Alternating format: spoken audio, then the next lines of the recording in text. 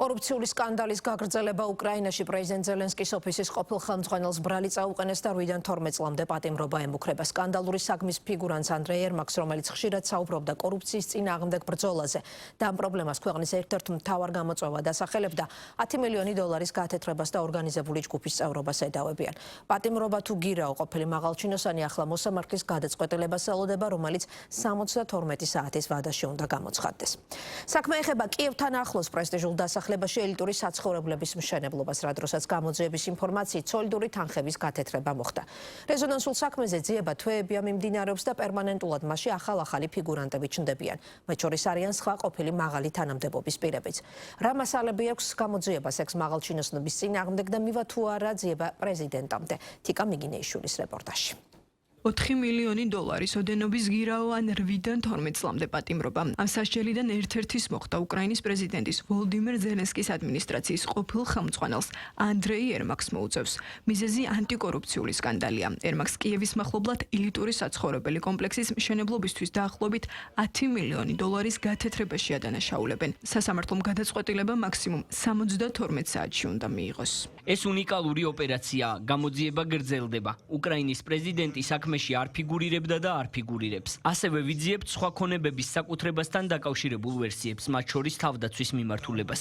გამოძიების საგანი არიან უპილოტო საფრენი აპარატების მწარმოებელი კომპანიები. გამოძიებამ სქემის დეტალები დაადგინა. მასში ერმაკის გარდა ბიზნესმენი ტიმურ მინდიჩი და უკრაინის ყოფილი ვიცე-პრემიერი ალექსეი ჩერნიშოვი ფიგურირებენ. ამ უკანასკნელს გამოძიება ჩეგევარას მეტსახელით მოიხსენიებს. სწორედ ჩერნიშოვი გახდა კომპანიის წევრი, რომელმაც 2019 წელს კიევის მახლობლად კოზინში რამდენიმე ჰექტარი მიწა შეიძინა. თანამდებობაზე დანიშვნის შემდეგ თავის წილი ჩერნიშოვმა მეუღლეს გადაუფორმა.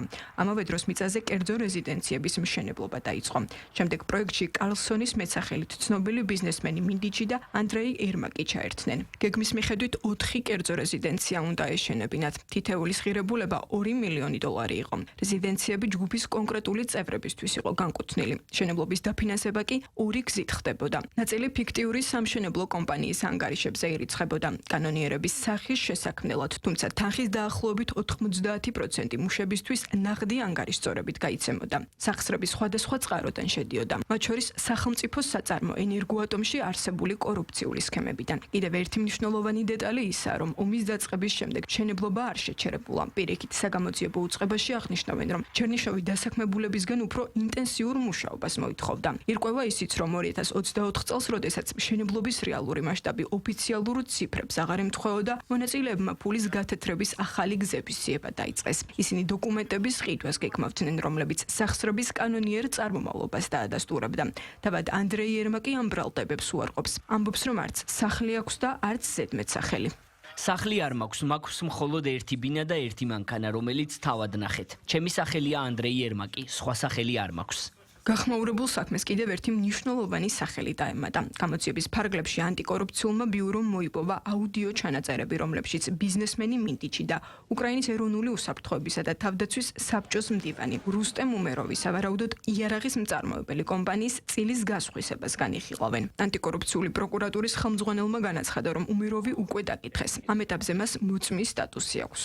არასწორი ნათქვამია ფიგურირებს ბატონი უმეროვის ქმედებების შემოწმდა, ის დაკითხეს და ამ დროისთვის ამ სისხლის სამართლის საქმეში მოწმის სტატუსი აქვს. ბრალდებები მოულოდნელი აღმოჩნდა ანდრეი ერმაკის ადვოკატისთვის. უფლებადამცველი მიიჩნევს, რომ ეს გადაწყვეტილება ზეწოლის შედეგია. მან ასევე უარყო ერმაკის კავშირი ჩანაწერებთან და საგამოძიებო უწყებები მასალის კანონდარღვევით გასაჯაროებაში დაადანაშაულა. შემიძლია განვაცხადო, რომ ფულის გათეთრების საკითხი ჩემი აზრით უსაფუძვლოა. ვფიქრობ, მთელი ეს სიტუაცია გამოწვეულია საჯარო ზეწოლით. ჩემი კარიერის განმავლობაში არასდროს მინახავს ასეთი ზეწოლა სამართალდამცავ ორგანოებზე, რომ ბატონ ერმაკისთვის ბრალი წარედგინათ. კანონის მოთხოვნების ნაცვლად ვხედავთ ინფორმაციის მასობრივ გაჟონვას საპროცესო მოქმედებების წინ. მიუხედავად იმისა, რომ უკრაინის ანტიკორუფციულ პროკურატურაში ამ საქმესთან ვოლოდიმირ ზელენსკის კავშირები ვერ აღმოაჩინეს, უკრაინის მოსახლეობისთვის მაინც დაუჯერებელია, თუ როგორ შეიძლება მსგავსი მასშტაბის კორუფციული სქემა უკრაინის პრეზიდენტის ინფორმირების გარეშე განხორციელებულიყო. მით უმეტეს თუ იმას გავითვალისწინებთ, როგორი ახლო კავშირები ჰქონდათ ვოლოდიმირ ზელენსკის და ანდრეი ერმაკს. პრეზიდენტი აშკარად არის ჩართული, რადგან შეუძლებელია მასთან ასე მჭიდროდ დაკავშირებულ ადამიანებს მისი ინფორმირების გარეშე ემოქმედათ. ეს სკანდალები არ არის საუკეთესო არც უკრაინისთვის და არც არავისთვის საქმე მხოლოდ იერმაკს არ ეხება. ვფიქრობ, რომ ეჭვმიტანილად მხოლოდ ერმაკი არ დასახელდება. ეს ჯაჭვი იქნება, რომელშიც სხვა პირებიც იქნებიან ჩართულები. უკრაინული მედია ამ საქმეს ზელენსკის პრეზიდენტობის პერიოდში ყველაზე მსხვილ კორუფციულ სკანდალად მოიხსენიებს. ის დღეს არ დაწყებულა. ანტიკორუფციულმა ბიურომ ერმაკის საცხოვრებელ ბინაში ჩხრეკა ჯერ კიდევ 2025 წელს ჩაატარა. მალევე ზელენსკი მის თანამდებობიდან გაათავისუფლა. რეზიდენციების მშენებლობა ფართო გამოძიების ნაწილია, რომელიც $100 მილიონ კორუფციული სქემის გარშემო მიმდინარეობს. ამ სქემის მიხედვით სახელმწიფო ბირთვული კომპანია ენერგოატომიდან სახსრები კრიმინალური გზით გაიტანეს. ექსპერტები არ გამორიცხავენ, რომ ამ დიდ სქემაში თავად უკრაინის პრეზიდენტიცაა ჩართული. ვფიქრობ, პრეზიდენტის ადმინისტრაციისთვის ეს დიდი სიურპრიზი არ ყოფილა. პრობლემა ისაა, რომ კომპანიაში სავარაუდოდ ვოვას მეტსახელით თავად პრეზიდენტი ზელენსკი ფიგურირებს. ეს მომავლისთვის პოტენციური რისკია. მთელი ეს საქმე დროში გაჭიანურებული ბომბია ზელენსკისთვის. შეიძლება ახლა არა, მაგრამ მოგვიანებით აფეთქდეს. დღეს სანამ ის პრეზიდენტია, კანონით იმუნიტეტი აქვს, მაგრამ რეპუტაციული რისკები სულ უფრო იზრდება. ანტიკორუფციული სკანდალი უკრაინისთვის განსაკუთრებით მძიმე ფონზე გასაჭაროვდა. ქვეყანას პრობლემები იარაღის მომარაგების კუთხითაც აქვს.